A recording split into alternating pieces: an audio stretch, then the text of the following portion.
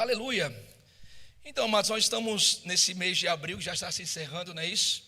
Estamos abordando o tema, e o tema dessa noite é a mente de Cristo e modelos bíblicos de transformação.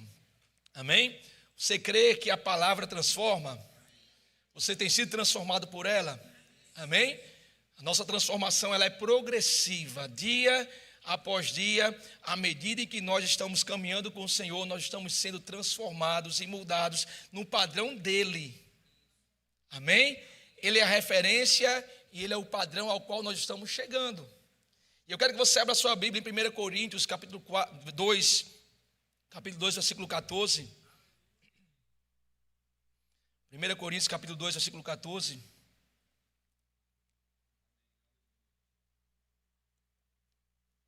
Quem achou, diga amém. Diz assim: ora, a pessoa, em algumas versões vai dizer o homem natural, não aceita ou não compreende as coisas do Espírito de Deus, porque eles são loucuras. Eles não podem entendê-las porque elas se discernem espiritualmente. Porém, a pessoa espiritual julga todas as coisas, mas ela não é julgada por ninguém.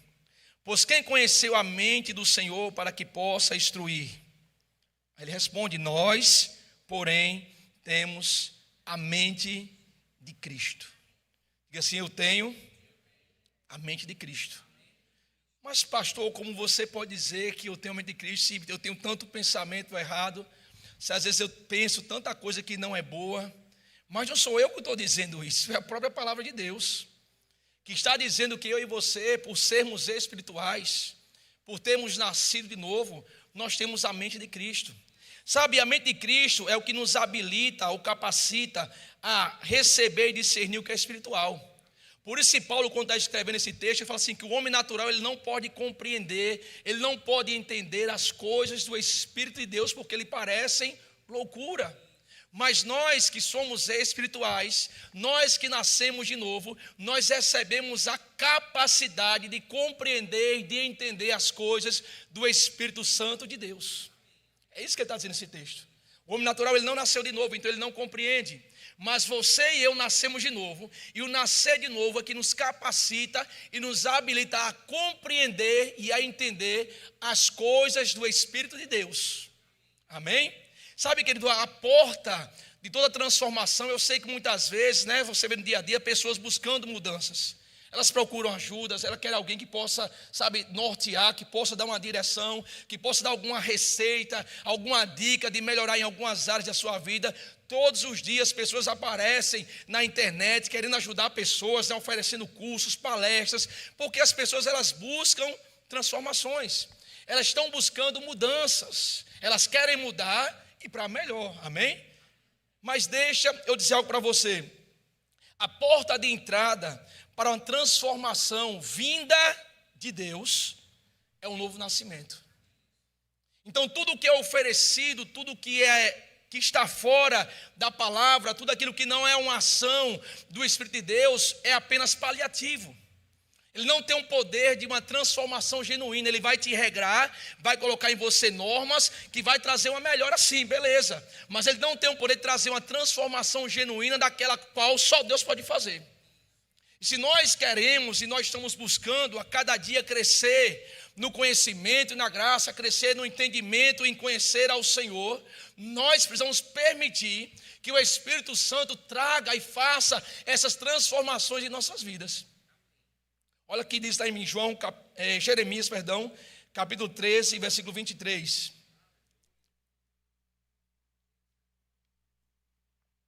Então entenda isso, a porta de entrada para uma transformação vinda de Deus, e assim é um novo nascimento. E você vai entender um pouquinho, você que está nos visitando hoje pela primeira vez, que talvez essa palavra soe um pouco estranha para você, um novo nascimento, o que é isso? Você vai compreender um pouquinho o que significa o novo nascimento, e nós vamos prosseguir no tema da ministração, amém? Então vamos lá. Lá em Jeremias capítulo 13, versículo 23, ele diz assim: será que o etíope pode mudar a sua pele? Ou o leopardo as suas manchas? Ele está fazendo uma pergunta. Será que o etíope pode mudar a sua pele, a cor da sua pele? Será que o leopardo pode mudar as suas manchas? Pode tirar as suas manchas? Alguém pode responder? Sim ou não? Vou traduzir, será que eu, moreninho, queimadinho do sol, eu posso mudar a minha pele, a cor da minha pele? Não, irmãos. Isso é algo impossível para mim. Isso é algo impossível para o leopardo tirar as suas manchas. Agora entenda uma coisa, isso aí, o que é que isso tem a ver com o novo nascimento? Tudo. Porque assim como o leopardo não pode tirar suas manchas, assim como eu não posso mudar a cor da minha pele, o homem não pode mudar a sua natureza sozinho. O homem não pode mudar, trazer a mudança para a salvação sozinho. Ele não pode fazer nada, ele nasceu naquela condição, e naquela condição, se ele não encontrar a porta chamada Jesus, ele irá morrer naquela condição. Ele irá continuar naquela condição por resto da sua vida. Por quê? Porque é impossível para o homem trazer essa transformação chamada novo nascimento. É impossível para o homem trazer essa mudança que só Deus e o Espírito Santo podem trazer nas nossas vidas. Agora entenda uma coisa, quando você abre lá em João capítulo 3, versículo 1, abre lá por favor. João 3:1. Quem achou, diga amém. Olha só, vou ler esse texto, você vai entender um pouquinho o que é o novo nascimento. Havia entre os fariseus um homem chamado Nicodemos, um dos principais dos judeus. Presta atenção, esse homem, ele era um homem religioso, esse homem era um homem regrado, esse homem era um homem que examinava e estudava as escrituras. Amém? Ele era um homem que conhecia a lei, era um homem que conhecia as profecias, era um homem que, por conta da religião e sua consciência para com Deus, ele vivia uma vida regrada, tinha dogmas, tinha as coisas que ele não podia fazer e outras que ele podia. Eu fui olhar, os fariseus, eles contavam com 613 preceitos. Desses 613, 365 eram proibições e 248 eram mandamentos. Você entende? Ele tinha 613 coisas para ele observar. Dessas 613 coisas que ele observava continuamente, 365 era proibido ele fazer. E 248 eram mandamentos que eles tinham que cumprir. Então, biblicamente falando, esse homem, nos dias de hoje, era um homem perfeito. Esse homem, nos dias de hoje, era um religioso perfeito.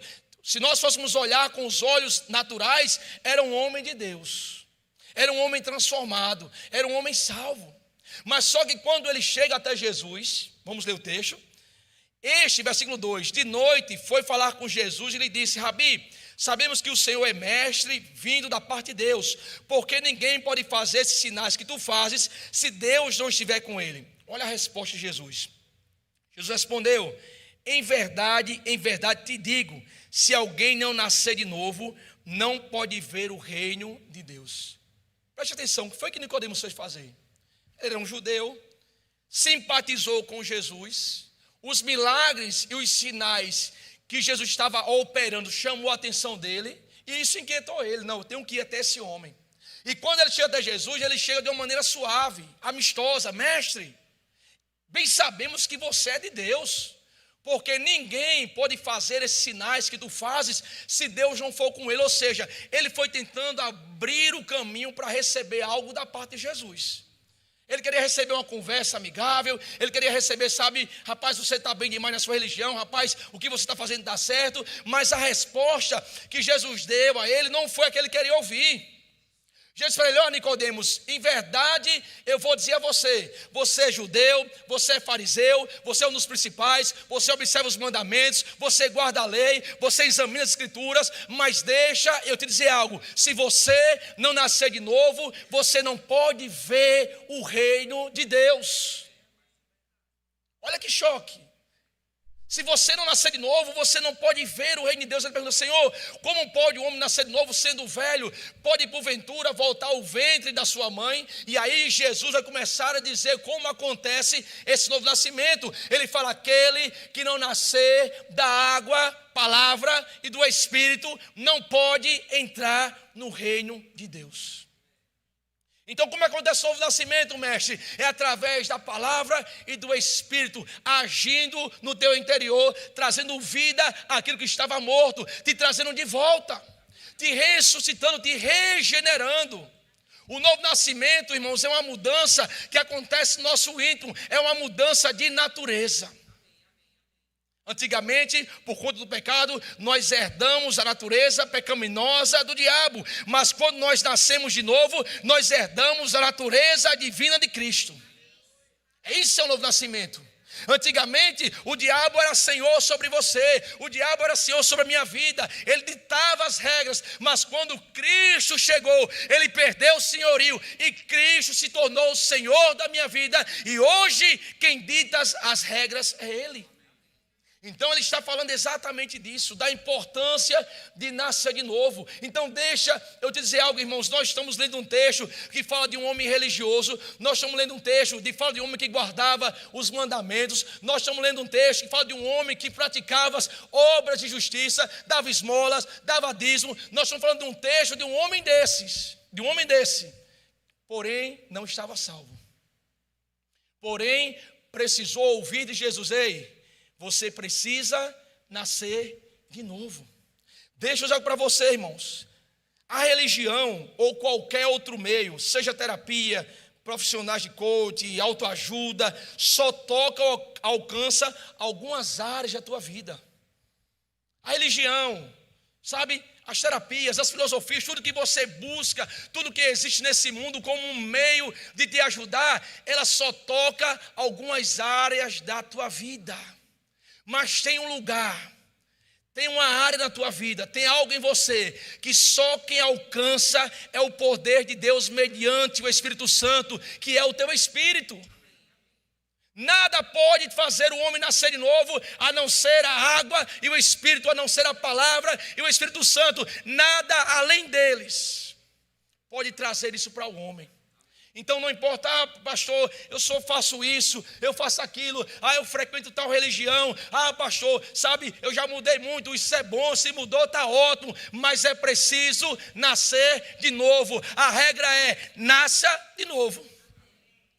Porque a Bíblia, irmão, não tem outro caminho, não tem meio termo. Jesus podia dizer para Nicodemos: rapaz, continua assim. Então você já chegou aqui para perto de mim, você simpatizou comigo, você não está me perseguindo, continue assim. Mas não, ele chamou Nicodemos para algo mais profundo. Ele tirou Nicodemos de um lugar para o outro. Nicodemos, beleza, vem para aqui, vem nascer de novo. Então entenda isso, toda transformação vinda de Deus, ela acontece através do novo nascimento. Tiveram homens na Bíblia que tiveram experiências poderosas com Deus. Nós temos o exemplo de Saul, que foi um homem que Deus chamou, ele foi um homem chamado por Deus, Deus chamou ele, Deus escolheu ele foi cheio do Espírito Santo, teve uma transformação. Deus disse: olha, quando o Espírito Santo se apoderar de você, você será transformado em outro homem. Mas aquele homem se perdeu. Na caminhada ele se perdeu. Por quê? Permitiu que coisas começassem a entrar em sua vida. Sabe, mesmo provando aquelas experiências que ele provou, ele não tinha nascido de novo. Quantos exemplos bíblicos nós vamos ter de homens e mulheres que tiveram um comportamento, que provaram de coisas, que desfrutaram de bênçãos e mesmo assim não eram nascidos de novo? Por exemplo, Pedro. Quem foi Pedro antes de nascer de novo? Eu vou falar de algumas qualidades dele, de alguma coisa, de algo que ele vivenciou, de algo que ele viu. Primeiro, Pedro andou com Jesus, fielmente lado a lado. Pedro viu Jesus se mover em compaixão. Pedro viu Jesus realizar milagres. Pedro viu a maneira como Jesus recebia as pessoas. Pedro, irmãos, viu tantas coisas que nós desejamos ver. Ele participou disso, ele viu isso, ele andou com Jesus, ele participou de milagres. Quantos milagres ele não viu, quantos milagres ele testemunhou. Ele andou sobre as águas, em obediência a uma palavra de comando. Pedro também andou sobre as águas. Olha que milagre tremendo. Ele viu pães ser multiplicados e alimentar 5.000 homens, fora mulheres e crianças. Ele presenciou todas essas coisas. Aleluia. Só que diante de uma simples criada, ele negou Jesus. Ele praguejou, diz a Bíblia que ele praguejou negando Jesus. Isso eu estou falando Pedro antes de nascer de novo. Se você ler Mateus, abre lá Mateus, capítulo 26, versículo 73.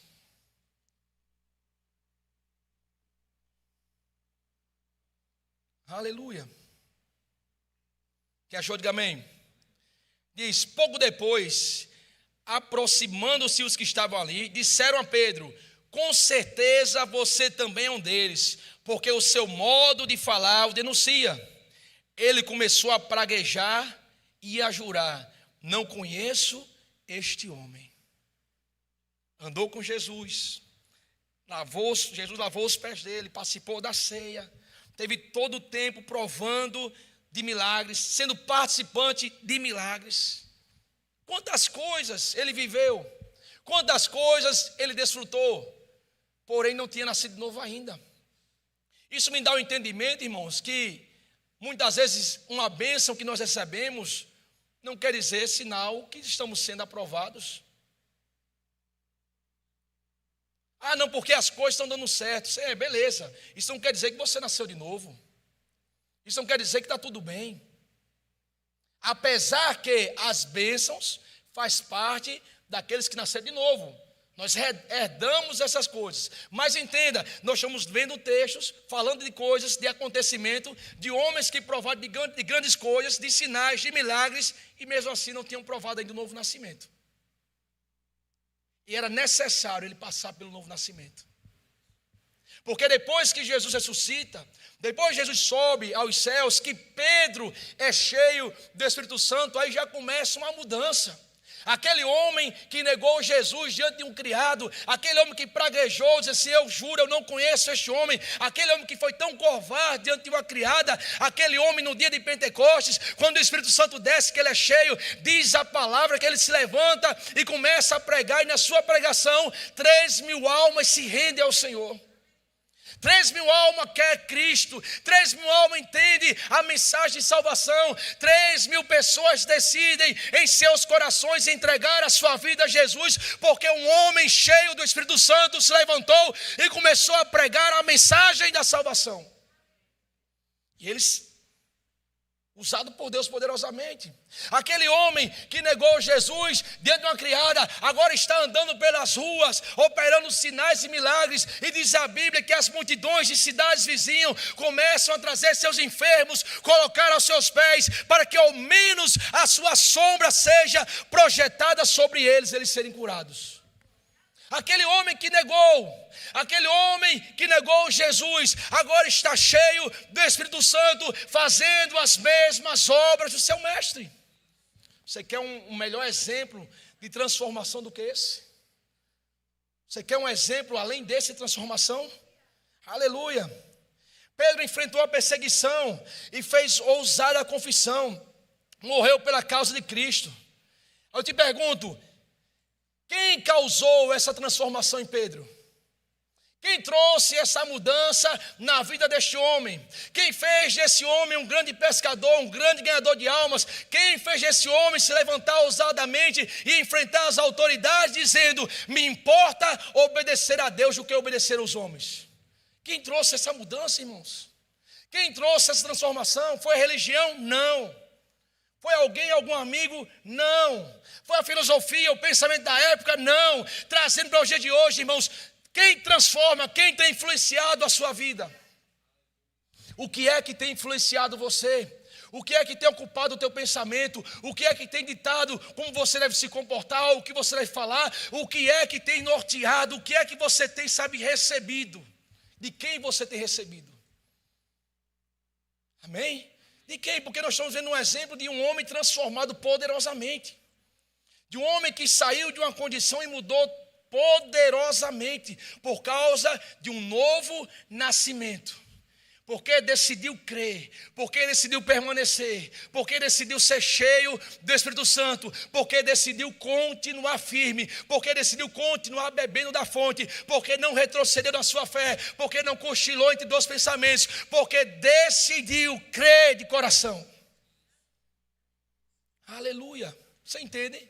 Poder de transformação.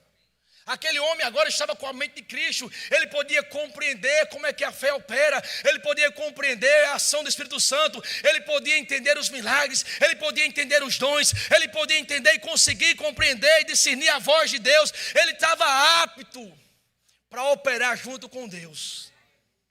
É assim que acontece conosco. Amém? Quando nós nascemos de novo, nós somos rápidos para operar junto com Deus, para reconhecer a sua voz, para ser cheio do Espírito Santo, para ser usado em sinais, para ser usado em milagres. Nós nos tornamos rápidos para operar com Ele nessa terra. Por quê? Porque nascemos de novo. Porque decidimos abrir a nossa vida, decidimos crer na mensagem. Aleluia.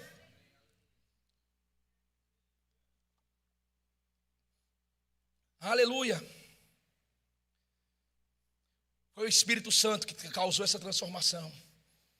E assim, o Espírito Santo é o agente transformador de Deus na minha vida. Aleluia. Foi o Espírito Santo que trouxe essa mudança, que causou essa transformação. O que eu poderia falar de outro exemplo? Eu poderia falar do apóstolo Paulo. Falei de Pedro, falei do que aconteceu da sua caminhada. Antes de nascer de novo, depois que Jesus nasce de novo, é cheio do Espírito Santo e agora se transforma em outro Pedro. Transformado, mudado. E Paulo? Quem era Paulo? Quem era Paulo antes de nascer de novo? Paulo participou da morte de Estevão. Atos 7,58. Abre Atos 7,58. Coloca aí no telão, por favor. Aleluia, ele participou da morte de Estevão. Ele carregava sangue em suas mãos. Quem era Paulo? Quem foi ele? E lançando fora da cidade o apedrejaram. E as testemunhas deixaram suas vestes aos pés de um jovem chamado Saulo. As vestes foram colocadas nos pés dele. Agora vai para Atos 8:1. Coloca 8:1 aí, por favor. Capítulo 8, versículo 1. Aleluia. E Saulo, que se tornou Paulo, consentia da sua morte. Paulo consentiu, Paulo participou, ele estava naquele momento. Quem foi Paulo? Ele foi um perseguidor da igreja. Se você for para Atos, capítulo 8, versículo 3. 8:3. Aleluia, Atos 8:3. Saulo, porém, assolava a igreja, entrando pelas casas e arrastando homens e mulheres, encerrá-los na prisão. Era esse homem aí, eu estou falando de Saulo, de apóstolo Paulo. Antes de nascer de novo, antes de converter, participou da morte de Estevão, perseguia a igreja, entrava nas casas, arrastava homens e mulheres, colocava na prisão. Esse homem que nós vamos tratar agora e mostrar o poder transformador que aconteceu na vida dele. Olha lá. Um homem que carregava o sangue do cristão na sua mão. Ele era um perseguidor da igreja. Agora entenda uma coisa. Quem era o Paulo nascido novo? Depois de nascer de novo, quem ele se tornou? Se eu perguntar a você, quem é Paulo para você? Quem foi o apóstolo Paulo? O homem que teve mais revelações da redenção foi ele. De todos os apóstolos, ele foi o que teve a maior compreensão do sacrifício de Cristo, da sua vitória sobre Satanás. Você não encontra em nenhuma carta escrita tanta riqueza de detalhes daquilo que a obra redentiva de Cristo trouxe para nossas vidas. Você não encontra em nenhuma carta, sabe, o plano de salvação, a redenção dele de forma tão perfeita, mostrada. Se converteu, nasceu de novo, foi cheio do Espírito Santo, um homem de revelação, mas ele também foi um homem de milagres. A Bíblia diz que Deus, pelas mãos dele, fazia milagres extraordinários. Por que eu estou falando sobre isso, irmãos? Porque entenda uma coisa, a regra é a mesma, o propósito é o mesmo, Deus é o mesmo, o Espírito é o mesmo, a palavra é a mesma, a visão é a mesma. Deus não trouxe para eles algo, sabe, e deixou a gente sem nada. Não, irmãos, nós participamos da mesma herança, nós participamos da mesma palavra, nós temos o mesmo Espírito e nós participamos da mesma fé. Então nós estamos falando sobre transformação. Estou citando algumas coisas, né, que aconteceram na vida desses homens, né? Sabemos que Paulo foi um perseguidor, sabemos que ele carregava sangue em suas mãos, mas sabemos também em Atos 9 que ele teve um encontro com o Senhor. E quando ele tem esse encontro com o Senhor, irmãos, aquele homem, ele é transformado. É aquilo que eu falei no início da ministração, só tem alguém que pode transformar o ser humano. Aqui dentro, chama-se Jesus, chama-se Espírito Santo. Alguém que pode mudar a realidade, mudar a natureza, chama-se Espírito Santo. O resto é só paliativo. O resto não resolve, é só um paliativo. Amém? Então o Espírito Santo, ele pode, ele deseja e ele faz essa transformação na vida do homem quando ele nasce novo. Ele traz essa mudança, ele traz essa transformação. Agora abre a tua Bíblia em Filipenses, capítulo 4, capítulo 3, versículo 4.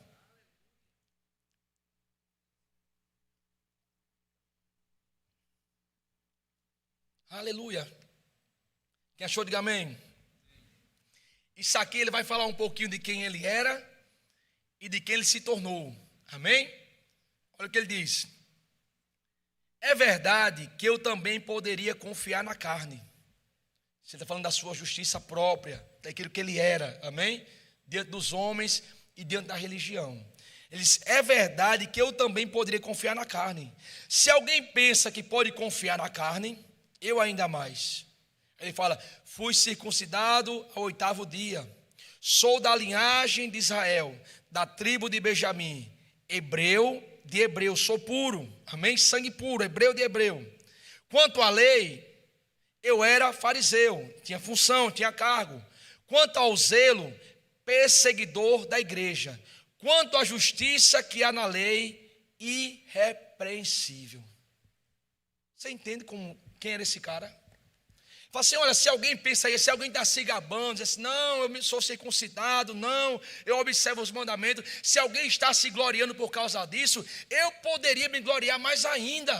Porque eu fui circuncidado ao 8º dia, num dia certo, na data que foi determinada, eu fui circuncidado. Ei, eu sou israelita, eu sou hebreu, de hebreu, não tenho mistura com nenhuma outra raça, eu não tenho mistura com nenhum outro povo. Ei, eu era fariseu, na lei eu era um fariseu, eu era um doutor. Quanto à função, eu persegui a igreja. Eu tinha uma missão, persegui a igreja, e isso eu sabia fazer bem. Quanto à justiça, aquilo que a lei exigia que se praticasse, eu era irrepreensível. É como se alguém dissesse assim, rapaz, não tem nada em mim que possa apontar um defeito, uma falha contra a doutrina, contra a fé, contra aquilo que eu creio. Não há em mim falha, não há em mim defeito, eu sou perfeito. O que Paulo está dizendo é isso. Ei, pega a doutrina. Pega os mandamentos, pega aquilo que foi dado para observar, pega os 613 que foi dado para observar, olha tudo isso aí. Eu sou irrepreensível. Eu sou o cara. Esse era o Paulo antes, amém? De se converter.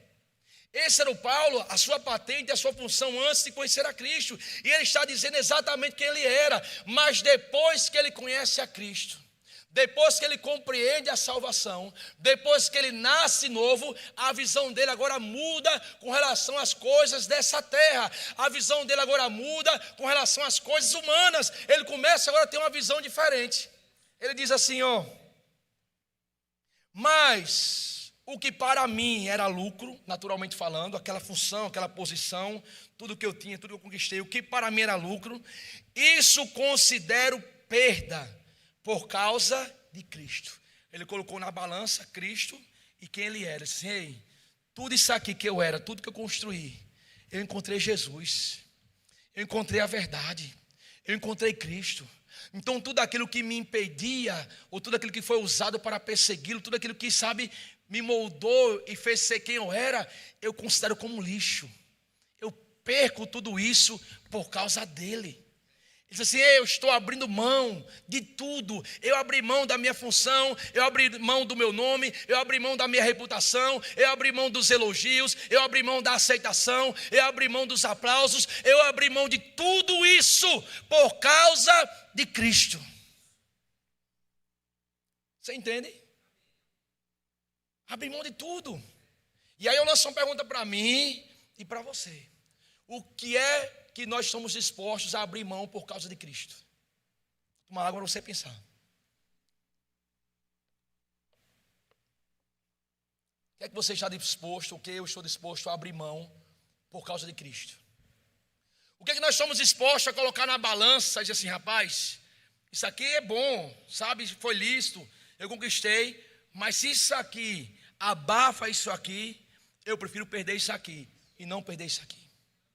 Vou traduzir para você entender. Aqui é você, aqui é suas conquistas, lícito, normal, suas patentes, seu reconhecimento, o seu meio. E aqui é Cristo.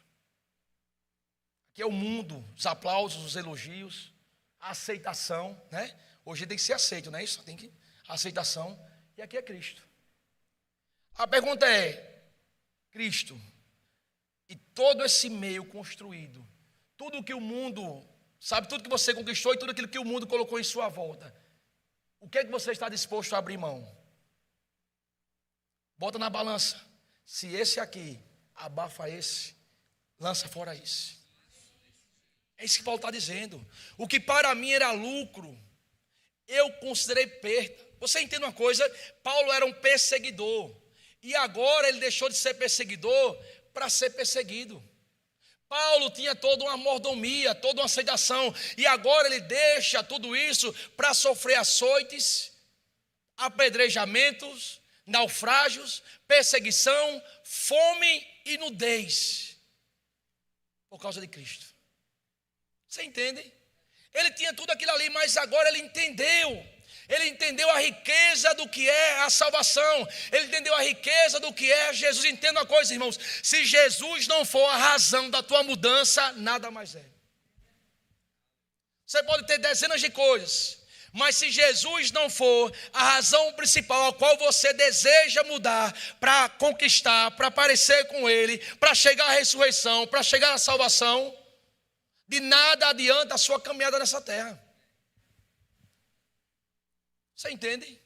De nada adianta, irmãos, porque tudo nessa vida é passageiro, tudo vai ficar, tudo vai passar. O que é hoje não será amanhã, o que se tem hoje talvez não se tenha amanhã. Ei, mas eu e você, nós somos chamados para a eternidade, somos seres eternos. E as nossas escolhas e decisões irão decidir onde nós iremos passar a eternidade. Mas enquanto, sabe, irmãos, não chega o dia de nós sermos arrebatados, enquanto não chega esse momento, a nossa vida tem que ser uma constante transformação, uma constante mudança. Sabe, nós temos que entrar pela porta do novo nascimento, ir até a outra porta do batismo do Espírito Santo e continuar seguindo em frente para tudo aquilo que Deus preparou para nós. Teve pessoas que parou no novo nascimento, nasceu de novo, vai nascer de novo. E ali ficou. E existe todo um caminho para ela percorrer. Existe toda uma jornada para ela andar. Mas ela apenas ficou naquela porta do novo nascimento, nasceu de novo. Ah, não quero muito envolvimento. Ah, sabe, a minha vida é muito ocupada, é muita correria. E Deus lá naquele cantinho e toda uma vida voltada para si.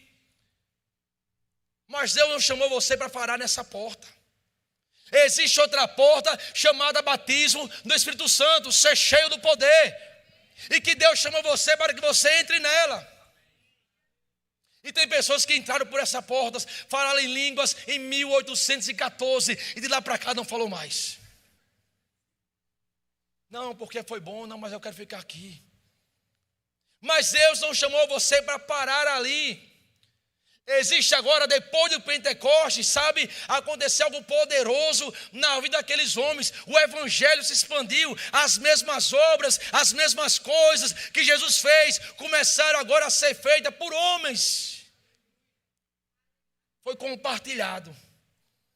É como se cada um se tornasse um Cristo. Tinha um, morreu, ressuscitou, foi para o céu, ficou 11, um se foi também. Ficou 11, depois levantou outro, 12 novamente. Depois chegou 120, tudo cheio e ali se espalham. Ah, mas foi Pedro e Paulo. Não, Filipe, Estevão. Diz que Estevão era um homem de fé e fazia grandes sinais e prodígios. Prodígios, irmão, prodígios. Prodígios. Não era dor de dente, não era uma encravada. Era prodígios. Um diácono. Um homem cheio do Espírito Santo. Diz a Bíblia que ele fazia sinais e prodígios. Filipe, descendo a Samaria, pregou Cristo. E as multidões paravam para ouvir unanimemente, porque viam e ouviam. Eles viam. Havia uma testemunha ocular. Eles estavam vendo com seus olhos aquilo que Filipe dizia estava acontecendo. Agora eu pergunto a você: o que é que eles tinham? O que levou eles a essa transformação? O que levou eles a, sabe, a provar desse nível em Deus? E que esse nível e que essa transformação, irmãos, é para nós também. Somos nós. Amém? Eu estou lendo um livro, eu vou ter um tempinho ainda. E o autor desse livro fala muito sobre oração e de intercessão. Não sei o nome em inglês, Me confunde um pouco, sabe? Mas amém, vou nem dizer o nome. Mas ele conta um testemunho que ele passou um ano indo todos os dias na UTI orar por uma menina que estava em coma já há 1 ano e meio. Como é aquele negócio aqui? Com esse negócio aí que ela não sei. Como é? Pronto, a igreja entendeu aí, ouviu? Eu vou falar, não vou errar. Pronto, estava assim. E ele passou 1 ano orando por ela. 1 ano, ele disse que rapaz, teve dia de desistir, teve dia que ele chorou, teve dia que ele não creu, teve dia que ele creu, teve dia que estava fraco, teve dia que estava forte. Mas todos os dias ele estava ali orando por ela. E quando o hospital, na quarta-feira, chama assim, vai desligar o aparelho, ela pegou uma infecção no cérebro e vai morrer. Foi no dia que ela acordou perfeitamente curada e consciente, sem nenhuma sequela, perfeitamente curada, consciente. E os médicos diziam que se ela saísse, seria ficar em estado vegetativo. E ele começa a contar as experiências que teve depois desse dia. Ele disse que ele foi pregar na Guatemala, em um vilarejo, e Deus disse para ele assim, me represente. E ele se assustou, porque ele nunca tinha ouvido a voz tão audível. E Deus falou assim, me represente. Ele até repreendeu, está repreendido. Deus falou de novo, depois que ele compreendeu que foi o Senhor falando com ele. E quando ele vai pregar, ele não entendia o que ia fazer lá. E ele começa a pregar, de manhã eles construíam casas, davam alimentos, e de noite eles faziam culto. No outro dia construíam casas, distribuíam alimentos, e diziam para as pessoas, olha, isso aqui que nós estamos fazendo é para demonstrar como Deus ama vocês. Deus ama tanto vocês que nos tirou do nosso país para construir casas e alimentar vocês. Só que quando ele está pregando, ele tem um conhecimento de uma criança que está amarrada em uma árvore, porque essa criança se mutila e mutila as pessoas de 7 anos de idade. E quando ele tem conhecimento que essa criança está amarrada e se pergunta aos pais o porquê, o pai diz, nós não temos o que fazer mais, nós já tentamos de todas as formas, ela se machuca, ela machuca as pessoas, se está dormindo ela quer machucar, então nós decidimos mantê-la amarrada debaixo daquela árvore. Ele disse que quando está pregando a palavra, Deus diz assim, diga para o povo que nessa noite você irá orar por aquela criança e ela irá ser completamente liberta e restaurada perfeitamente. E ele fala para a vila, olha, tem uma criança que está embaixo de uma árvore e o Senhor disse que eu vou orar por ela, ela vai ser curada e vai ser restaurada perfeitamente. E assim acontece. Ele ora pelaquela criança, a criança é restaurada perfeitamente. E toda aquela vila se converte ao Senhor. Toda aquela vila se entrega ao Senhor. Onde eu quero chegar com isso? Paulo fez isso. Pedro participou disso. Temos relatos de Estevão, Filipe e outros homens que viveram esse nível e essa intensidade em Deus. E sobra o que para nós? A mesma coisa, irmão. Sobra a mesma coisa. Você entende? Deus chamou a mim e a você para coisas grandes. Deus chamou a mim e você para ser colaboradores e participantes. Não importa a tua função. Não importa se você está cantando, se você está tocando. Ei, Deus ungiu e chamou você para coisas grandes. Agora entenda uma coisa, assim como Deus chamou, o diabo é aquele zagueiro malvado, aquele Júnior Baiano da década de 95 do Flamengo, que batia do pescoço para cima e era bola. Quem entende futebol, quem sabe que era Júnior Baiano, né? Um morenão alto que quando o jogador vinha, ele voava com os 2 pés no peito, era o futebol dele. Então o diabo é esse Júnior Baiano aí, esse cabo aí que quer quebrar tuas pernas, sabe, quer te impedir de viver, quer te impedir de alcançar os objetivos, ele quer impedir você de entrar pelas portas que Deus tem para você. Então assim como você tem, entenda, assim como você tem o chamado, assim como você tem a unção, a graça, existe um zagueiro, existe um opositor que está em todo o tempo te rodeando como um leão te buscando para tragar. Você entende? É isso que a Bíblia está dizendo. Então cabe a mim e a você fazer o quê? Entrar, irmãos, em cada etapa, em cada porta, em cada mudança daquilo que Deus tem para nossas vidas. Entenda uma coisa, eles não ficaram no novo nascimento, eles foram adiante. Ei, Deus chamou você para ir adiante. Deus chamou você para avançar. Deus chamou você para sair do leite e vir para o alimento sólido. Deus chamou a você de sair da dependência de homens e passar agora a ser um vaso, um instrumento usado por eles. Deus chamou você para isso. Deus não te chamou para ser bebê a vida toda, não. Ei, existem as fases da vida. Um dia você nasceu de novo, um dia você foi uma criança, um bebê espiritual, um dia você chegou a uma certa idade. Deus te chama à maturidade, para que Ele possa confiar coisas maiores a você. Eu não vou confiar um carro à minha filha, de 6 anos. Vamos para a igreja, eu dirigi aí, Débora. Ela vai derrubar a primeira pilastra que estiver no prédio. Buf. Você não confia um carro a uma criança. Sim ou não? Você entraria no avião em que o piloto diz assim: ei, hoje quem vai pilotar é meu filho de 6 anos. Juninho vai pilotar o avião hoje, nós vamos para os Estados Unidos. Está aqui o avião lotado, mas eu decidi, sabe, para ver se ele já aprendeu mesmo a aula teórica que ele teve em casa. Juninho vai pilotar o avião, eu vou ficar lá com vocês no meio ali e ver o que dá. Você entraria nesse avião? Você pensaria o que desse pai? Isso é uma responsabilidade. Então Deus chamou eu e você para a maturidade.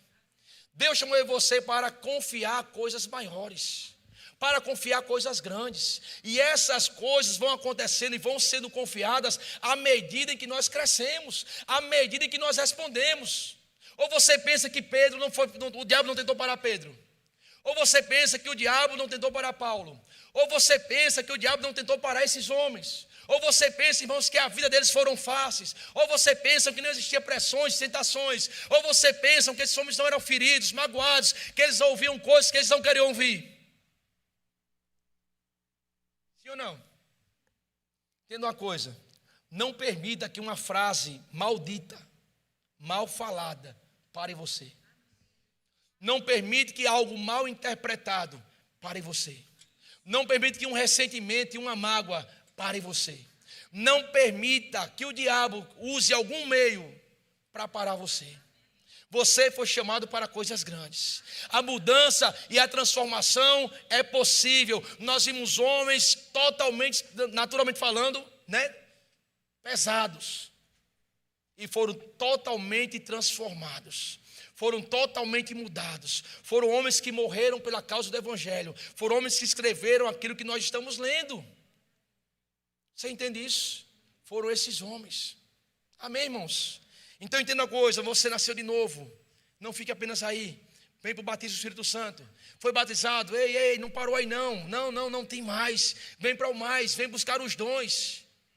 Continua prosseguindo, continua avançando, continua desejando, continua colocando Ele como centro, continua colocando Ele como alvo, continua com o coração de servo, continua com o coração obediente, continua com o coração quebrantado, continua com o coração rendido, irmãos. Não permita que o diabo macule, não permita que o diabo entulhe a sua caminhada, não permita que o diabo pare você. É tempo de se levantar, é tempo de acordar, é tempo de entender que você faz parte da última colheita. É tempo de entender que você carrega coisas preciosas. É tempo de entender que a sua boca traz palavras de salvação, que pessoas precisam ouvir o que você tem para dizer. É tempo de entender que as suas mãos foram abençoadas, ungidas para curar, que os seus pés foram abençoados para levar a palavra, que você é a esperança que muitos estão esperando. E isso eu não estou colocando em você a salvação, não. Eu estou colocando em você um agente, um colaborador de Deus para transmitir a mensagem de salvação. Para Deus entrar no hospital, impor as mãos sobre uma pessoa enferma, Ele usa você. Para Deus entrar numa cela de um presídio para pregar o evangelho, é por meio de você. Para Deus falar com o vizinho, com A ou com B, é por meio de você. Porque você é a boca dele, você é os pés dele, você é a mão dele, você é um representante dele. Ei, palavras de vida está em você. Você é um portador dessas palavras. Pessoas estão magoadas, feridas, pessoas estão destruídas. O diabo tem reinado sobre as pessoas. Mas quando você chegar, quando você falar sobre aquele nome que é sobre todo nome, quando você falar daquele Senhor que morreu na cruz, mas ao terceiro dia ressuscitou, quando você falar do poder da sua ressurreição, ei, quando você falar da palavra da vida, quando você falar do evangelho da salvação, quando você falar desse poder do Espírito Santo, coisas são transformadas. Aleluia. Coisas são mudadas. Jesus está lá. A pessoa, sabe, dominada, perdida, desacreditada. Olha para um lado, não vê saída. Olha para frente, não vê saída. Olha para todos os lados e não encontra esperança. Não tem uma palavra, não tem um fundamento, sozinha, desamparada. Mas chega aí você. Falamos de Jesus. E aquele que estava perdido já não está mais perdido. E aquele que não tinha esperança já passa a ter esperança. E aquele que estava desacreditado começa a acreditar. E aquele que estava fraco começa a ser fortalecido. Aquele que não reagia começa a reagir. Jesus. Jesus. Quem faz sou eu? Não, é Jesus. É Jesus que chegou. É Jesus que está entrando na sua casa. É Jesus que está entrando na sua vida. É Jesus que está libertando. Ele que está curando. Ele está quebrando as correntes, os grilhões. Ele está rompendo com o poder das trevas sobre a vida das pessoas. Jesus. Mas eu não sei orar. Diz a pessoa: chame Jesus. Invoque o nome dele. Jesus. É tão poderoso esse nome que uma vez eu falei o nome de Jesus dentro do carro, a mulher tampou o ouvido, começou a olhar, virar o olho para trás. Jesus. Tão poderoso esse nome. Jesus. Você entende? Transformação. Estamos em transformação. Estamos em mudança. Você está mudando. Eu estou mudando. Nós estamos sendo transformados. Se esses homens, eu nunca matei ninguém, irmão. Você matou alguém? Eu nunca prendi ninguém. Eu nunca rachei ninguém pela rua, pelo cabelo, pelos braços. Paulo fez isso. Se ele pode ser transformado de uma tal maneira que ele disse assim: ei, eu fui crucificado com Cristo, e já não vivo eu, mas Cristo vive em mim. Ei, eu tenho o desejo de partir e estar com Cristo, o que é incomparavelmente melhor. Eu me tornei escravo de Cristo, prisioneiro dele, por causa das revelações que foi me dada.